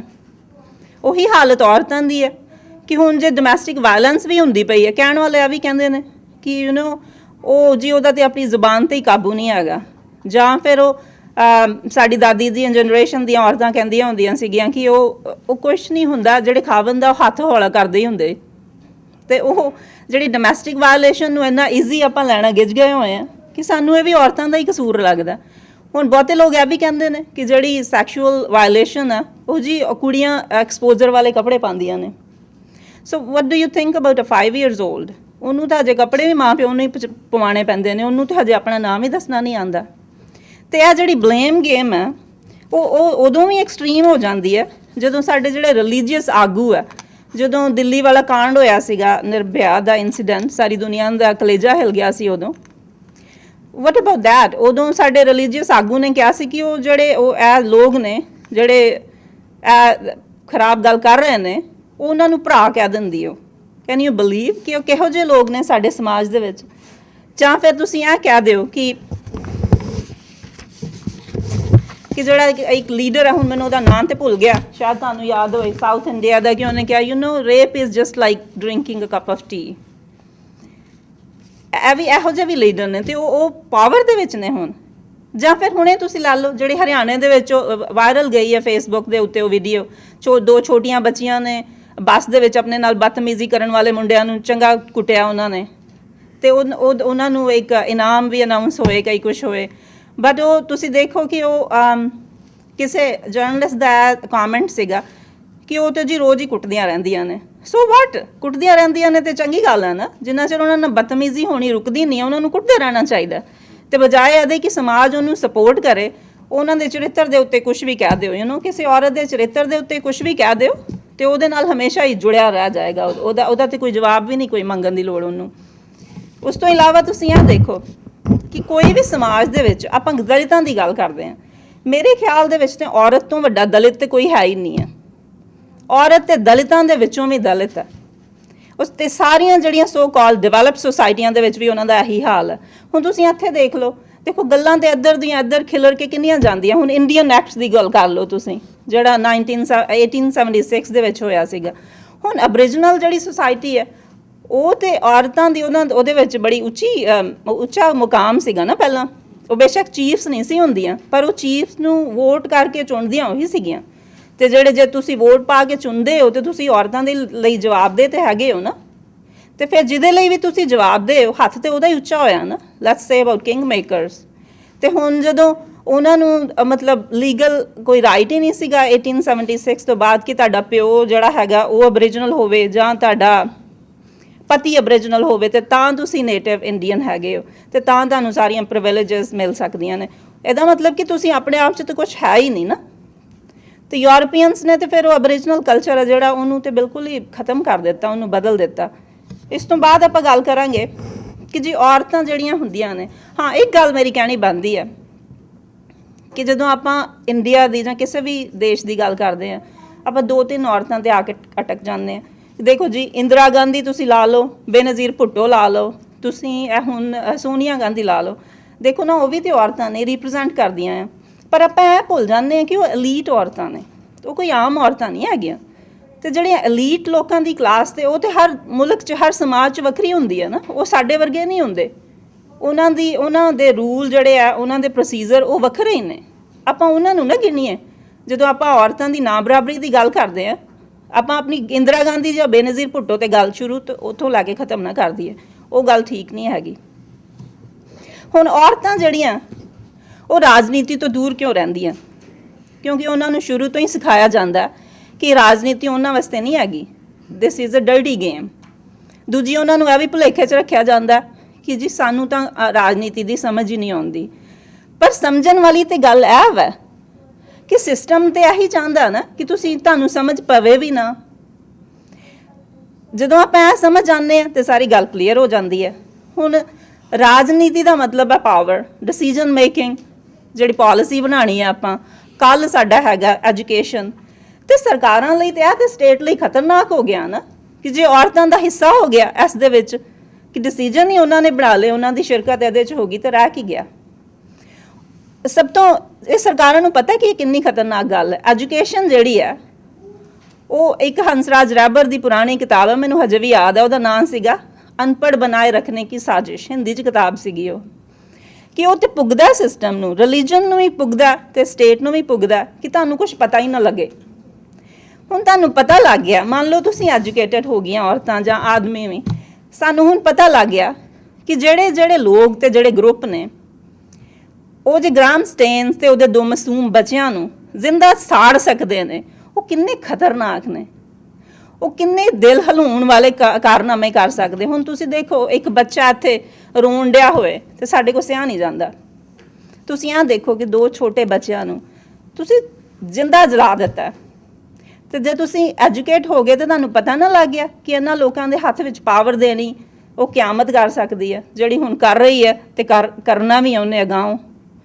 ਤੇ ਧਰਮ ਦੀ ਗੱਲ ਤੇ ਆਪਾਂ ਰਹਿ ਨਹੀਂ ਦਈਏ। ਜਿਹੜਾ ਧਰਮ ਹੈਗਾ ਉਹ ਬਰਾਬਰੀ ਦਾ ਹੱਕ ਤੇ ਕਦੀ ਦੇਣਾ ਜਾਣਦਾ ਹੀ ਨਹੀਂ। ਜਦੋਂ ਧਰਮ ਦੀ ਗੱਲ ਹੋ ਗਈ ਤੇ ਤਰਕ ਤੇ ਰਿਹਾ ਹੀ ਨਹੀਂ ਨਾ। ਧਰਮ ਤੇ ਸੁਣਨਾ ਸਿਖਾਏਗਾ, ਤੁਹਾਨੂੰ ਸਵਾਲ ਕਰਨਾ ਨਹੀਂ ਸਿਖਾਏਗਾ। ਤੇ ਜੇ ਸਵਾਲ ਹੀ ਨਹੀਂ ਹੋਏ ਤੇ ਫਿਰ ਤੇ ਤਰਕ ਹੋਇਆ ਹੀ ਨਾ। ਤੇ ਫਿਰ ਇੱਥੇ ਵੀ ਐਜੂਕੇਸ਼ਨ ਦੀ ਗੱਲ ਆ ਜਾਂਦੀ ਹੈ। ਹੁਣ ਜੇ ਕਿਸੇ ਤੁਸੀਂ ਪੁੱਛ ਕੇ ਦੇਖੋ ਕਿਸੇ ਧਾਰਮਿਕ ਆਗੂ ਨੂੰ ਕਿ ਜੀ ਰਾਮ ਜੀ ਨੇ ਉਹ ਪੁਲ ਤੇ ਬਣਾਇਆ ਸੀਗਾ, ਪਰ ਬਣਾਇਆ ਕਿੱਦਾਂ ਸੀਗਾ? ਕੈਨ ਯੂ ਆਸਕ ਦਿਸ?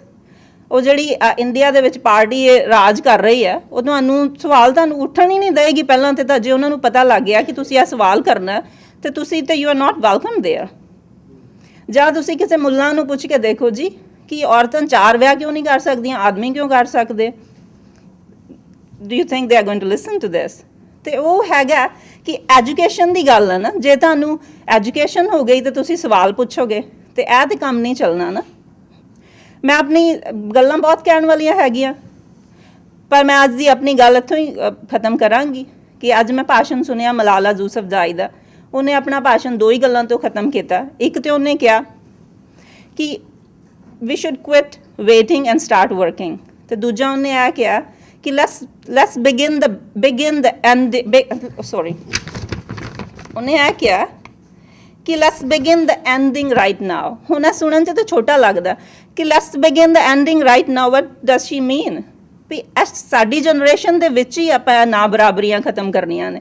ਸਾਨੂੰ ਔਰਤਾਂ ਨੂੰ ਖਾਸ ਕਰਕੇ ਇਸ ਗੱਲ ਦੇ ਵਿੱਚ ਜਾਗਰੂਕ ਹੋਣਾ ਪੈਣਾ ਕਿ ਅਸੀਂ ਸਵਾਲ ਕਰੀਏ। ਉਹਨੇ ਇਹ ਵੀ ਕੋਟ ਕੀਤਾ ਕਿ ਮੈਨੂੰ ਮਰਨ ਦੇ ਦੋ ਤਰੀਕੇ ਸੀਗੇ ਪਾਕਿਸਤਾਨ ਦੇ ਵਿੱਚ। ਇੱਕ ਤਾਂ ਸੀਗਾ ਕਿ ਮੈਂ ਚੁੱਪ ਚਪੀਤੇ ਹੀ ਗੋਲੀਆਂ ਖਾ ਕੇ ਮਰ ਜਾਵਾਂ, ਕੁਝ ਕਵਾਂ ਹੀ ਨਾ।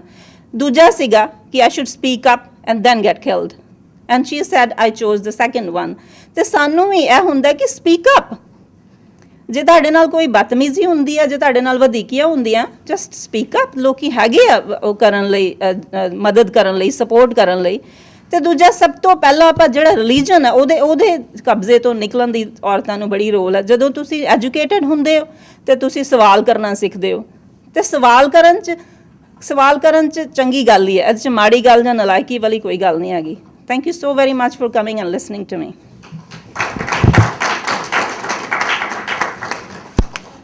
ਬਹੁਤ ਖੁਸ਼ੀ ਦੀ ਗੱਲ ਹੈ, ਤੁਹਾਡੇ ਰਿਸ਼ਤੇਦਾਰ ਤੁਹਾਨੂੰ ਇੱਥੇ ਮਿਲਣ ਆ ਰਹੇ ਨੇ ਜਾਂ ਫਿਰ ਆ ਚੁੱਕੇ ਨੇ। ਪਰ ਕਦੇ ਸੋਚਿਆ ਜੇਕਰ ਉਹਨਾਂ ਨੂੰ ਕੋਈ ਮੈਡੀਕਲ ਐਮਰਜੈਂਸੀ ਆ ਜਾਏ ਤਾਂ ਹਸਪਤਾਲ ਦਾ ਇੱਕ ਦਿਨ ਦਾ ਖਰਚਾ 3000 ਤੋਂ ਲੈ ਕੇ $5000 ਤੱਕ ਹੋ ਸਕਦਾ ਹੈ। ਇਸ ਤਰ੍ਹਾਂ ਦੀਆਂ ਸਾਰੀਆਂ ਮੁਸੀਬਤਾਂ ਤੋਂ ਬਚਣ ਲਈ ਤੁਹਾਨੂੰ ਕੰਪਰੀਹੈਂਸਿਵ ਇੰਸ਼ੋਰੈਂਸ ਪਲਾਨ ਲੈਣਾ ਪੜਦਾ ਹੈ, ਜਿਸ ਵਿੱਚ ਡਾਕਟਰ, ਐਂਬੂਲੈਂਸ ਤੇ ਹਸਪੀਟਲ ਦਾ ਸਾਰਾ ਖਰਚਾ ਕਵਰ ਹੁੰਦਾ ਹੋ। ਹਾਲੇ ਵੀ ਦੇਰ ਨਹੀਂ ਹੋਈ, ਪੰਜਾਬ ਇੰਸ਼ੋਰੈਂਸ ਨੂੰ ਹੁਣੇ ਫੋਨ ਕਰੋ 1-888 978 6522। ਪੰਜਾਬ ਇੰਸ਼ੋਰੈਂਸ, ਆਪਣੇ ਸੁਪਨਿਆਂ ਨੂੰ ਸਾਕਾਰ ਕਰੋ। ਕਿਸੇ ਵੀ ਇੰਜਰੀ ਨੂੰ ਠੀਕ ਕਰਨ ਦੇ ਕਈ ਤਰੀਕੇ ਹੋ ਸਕਦੇ ਨੇ, ਪਰ ਉਸ ਪ੍ਰੋਬਲਮ ਦਾ ਸਭ ਤੋਂ ਵਧੀਆ ਤੇ ਇਫੈਕਟਿਵ ਇਲਾਜ ਲੱਭਣਾ ਤੁਹਾਨੂੰ ਟ੍ਰੀਟਮੈਂਟ ਕਰਨ ਵਾਲਿਆਂ ਦੀ ਜ਼ਿੰਮੇਵਾਰੀ ਬਣਦੀ ਹੈ। ਅਸੀਂ ਏਪੈਕਸ ਫਿਜ਼ੀਓਥੈਰੇਪੀ ਤੇ ਹਰ ਇੱਕ ਪ੍ਰੋਬਲਮ ਦਾ ਪ੍ਰੋਪਰ ਅਸੈਸਮੈਂਟ ਤੇ डायग्नोसिस ਕਰਨ ਤੋਂ ਬਾਅਦ ਸਾइंटिफिक ਤਰੀਕੇ ਨਾਲ ਇਲਾਜ ਕਰਦੇ हैं। इंजरी के बाद शरीर के कुछ जोड़ पूरी तरह मूव नहीं करते या डिस्क दब जाती है, जिन्हें हम मोबिलाइज, मैनिपुलेट या ट्रैक्शन से ठीक कर सकते हैं। Injuries can cause increased sensitivity to pain and loss of function, which can be treated by acupuncture and functional dry needling. ਹਰ ਇੱਕ ਇੰਜਰੀ ਤੁਹਾਨੂੰ ਤੇ ਤੁਹਾਡੇ ਮਸਲਸ ਨੂੰ ਵੀਕ ਕਰਦੀ ਹੈ। ਅਸੀਂ ਇੱਥੇ ਉਹਨਾਂ ਦੀ ਸਪੈਸੀਫਿਕ ਐਕਸਰਸਾਈਜ਼, ਸਟ੍ਰੈਚਿੰਗ ਤੇ ਸਟੀਮੂਲੇਸ਼ਨ ਕਰਕੇ ਉਹਨਾਂ ਨੂੰ ਠੀਕ ਕਰਦੇ ਹਾਂ। ਤੁਸੀਂ ਸਭ ਜਗ੍ਹਾ ਟ੍ਰੀਟਮੈਂਟ ਕਰਾ ਕੇ ਵੀ ਜੇ ਠੀਕ ਨਹੀਂ ਹੋਏ ਤੇ ਇੱਕ ਵਾਰ ਸਾਡੇ ਕਲੀਨਿਕ ਤੇ ਜ਼ਰੂਰ ਆਓ। You will feel the difference.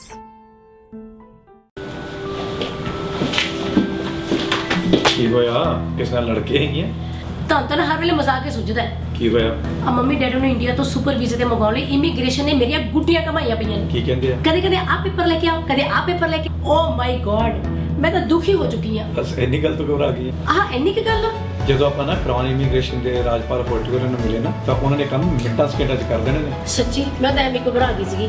9057897744 AAA Auto Body ਆਪਣੇ ਭਰਾਵਾਂ ਦੀ ਬਰਨਵੀ ਵਿੱਚ one of the biggest ICBC authorized auto body shop, ਜਿਨ੍ਹਾਂ ਕੋਲ ਐਕਸਪ੍ਰੈਸ ਵੈਲੇ ਸਰਵਿਸ ਤੋਂ ਇਲਾਵਾ ਐਕਸਪੀਰੀਅੰਸ ਅਤੇ ਸਰਟੀਫਾਈਡ ਟੈਕਨੀਸ਼ੀਅਨਸ ਵੀ ਹਨ, ਤੇ ਬਿਨਾਂ ਸ਼ੱਕ high tech computerised paint shop booth ਦੀ ਵੀ ਫੈਸਿਲਿਟੀ ਹੈਗੀ।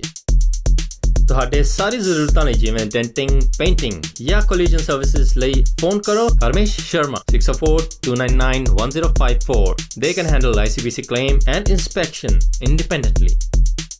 ਮੌਰਗੇਜ ਨਵੀਂ ਲੈਣੀ ਹੈ ਜਾਂ ਰੀਨਿਊ ਕਰਾਉਣੀ ਹੈ ਤਾਂ ਅੱਜ ਹੀ ਮਿਲੋ ਕਮਿਊਨਿਟੀ ਦੇ ਮਸ਼ਹੂਰ ਮੌਰਗੇਜ ਬ੍ਰੋਕਰ ਸਰਦਾਰ ਸਰੂਪ ਸਿੰਘ ਚੰਦੀ ਹੋਰਾਂ ਨੂੰ। ਰੈਜ਼ੀਡੈਂਸ਼ੀਅਲ, ਕਮਰਸ਼ੀਅਲ ਅਤੇ ਪ੍ਰਾਈਵੇਟ ਮੌਰਗੇਜ ਵਿੱਚ ਬਚਤ ਕਰਨ ਵਾਸਤੇ ਭਰੋਸੇਯੋਗ ਨਾਮ Sardar Sarup Singh Chandi. Life, critical illness, disability ਅਤੇ ਹੋਮ ਇੰਸ਼ੋਰੈਂਸ ਵੀ ਕਰਦੇ ਹਨ। 6045725050 ਸਰਦਾਰ ਸਰੂਪ ਸਿੰਘ ਚੰਦੀ।